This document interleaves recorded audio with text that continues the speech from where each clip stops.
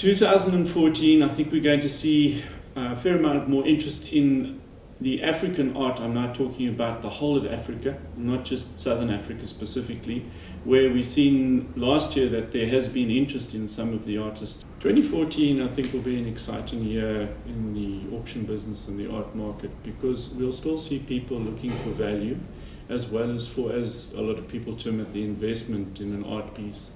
I do think that there will be a couple of surprises, which we are not going to comment on yet, but I think that the trend will continue in the sense that the market will carry through. People again will become more discretionary, and we will see a lot more interest coming from the African continent.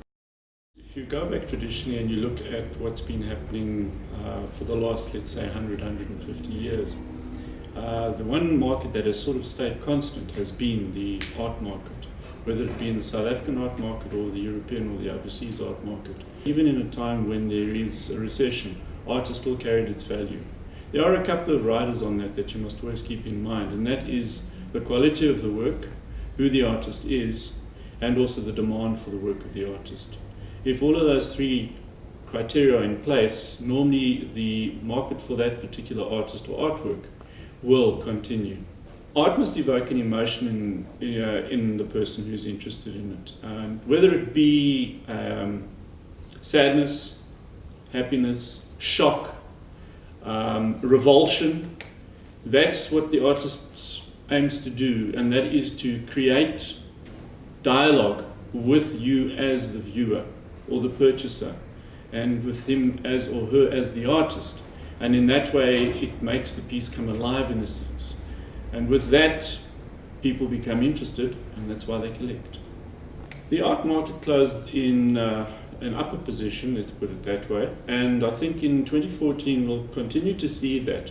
Although what we have experienced in the last year has been that the buying public has become a lot more discerning in what they will purchase and what they'll pay for an item as well, whether it be art or furniture or collectible.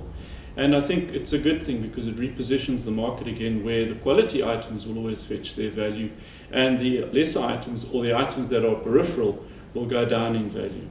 There has been a strong resurgence in what we call the middle market of the art market, more than in the upper echelon of the art market. Yes, there have been the spikes that we've seen with certain of the works. There was a contemporary artist that fetched, was just over 5 million last year, which shows that there is growth in the contemporary art market as well.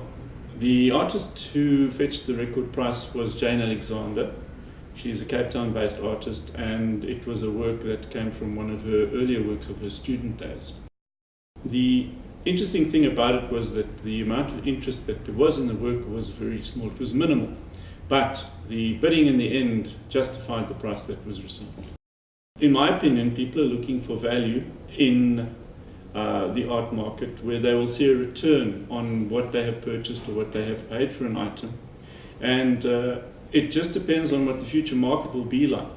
You buy a painting because you like it, you fall in love with it, and it appeals to you. What you've paid for it is what you are prepared to pay.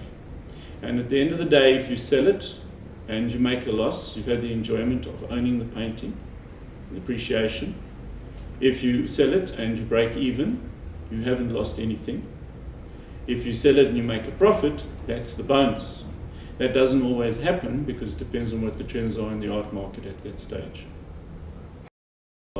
It seems that your average buyer is looking for, again, value in the item that they wish to purchase, as well as a uniqueness to the item which will help it hold its value. And we saw that specifically with the sale we recently had, where we sold bladed and edged weapons, particularly swords that were cavalry swords, naval swords, military swords. And there was quite a lot of interest in the sale. We did a deceased estate auction, which came from the late Phil Wright, and we were pleasantly surprised with some of the prices that were achieved for some of the swords that were on that sale. So again, showing you that there is another collectible market outside of your normal collectible